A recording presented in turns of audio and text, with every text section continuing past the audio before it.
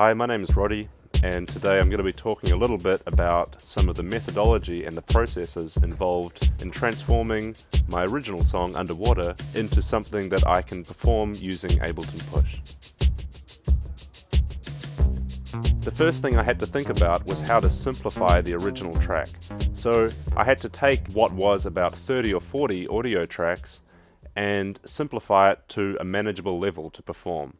So as you can see in this original recording, we're using a lot of sequenced elements in Ableton, as well as a lot of live recording from the drums, and the main feature of the track, the top line melody, the pedal steel guitar.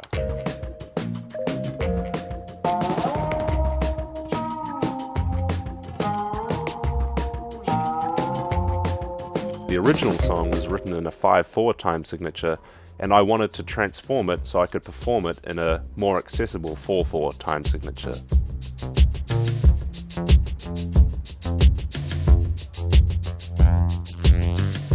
So after simplifying the time signature, I had to find a way to keep the rhythm interesting, and the way I did that was using a space echo as an external audio effect. Now, you can really use whatever you like to do this. For instance, I've just used a digital pedal here today and connected it through my sound card.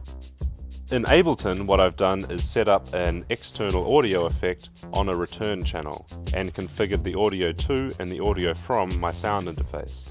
The reason I put this on the return channel is that I'm able then to dial in different amounts on different channels. So for instance, I could send a little bit of my drum track to the space echo and a lot of my Juno synth. For the harmony in this piece, I wanted to use my Juno 106 synthesizer because it has a really interesting timbre. Another reason I use the Juno is that it has a really interesting feature that you can actually control the amount of filter cutoff using the pitch bend wheel.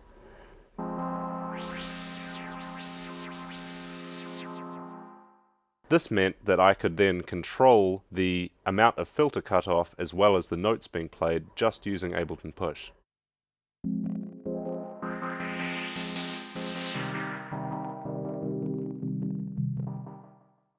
So as I mentioned earlier, the main focus of this song is going to be on the top line melody, which is played by a pedal steel guitar. So the main thing I had to think about when designing this guitar sound was that it would actually react and sound a little bit like a real pedal steel guitar.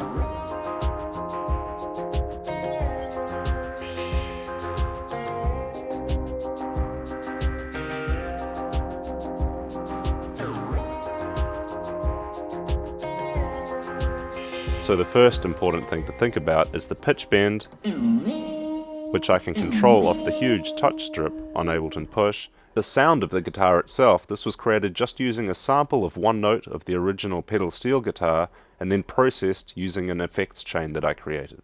In my MIDI options on my sampler, I've actually set the pitch bend range to 10 semitones up, or a major seventh, and also setting the glide to 122 milliseconds, which kind of is the right sort of timing to slide between notes.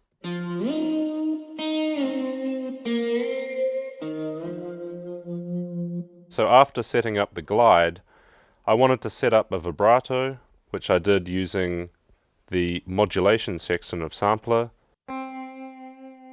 This combined with the tremolo using AutoPan and a little bit of short reverb gives it a realistic guitar tone. The next thing I wanted to do is create a bit of a lo-fi sound using a bandpass on the EQ8. Now I'm using a combination of amp and cabinet effects to give it a real guitar tone, followed by a flanger to give it an underwatery sort of feeling, an overdrive, and a ping pong delay.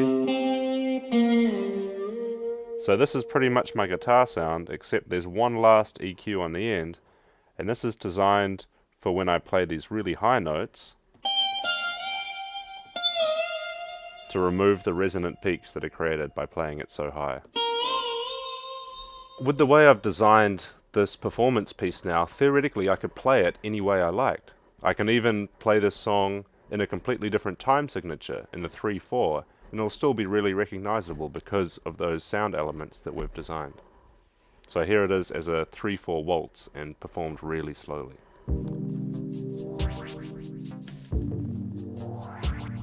Mm-hmm.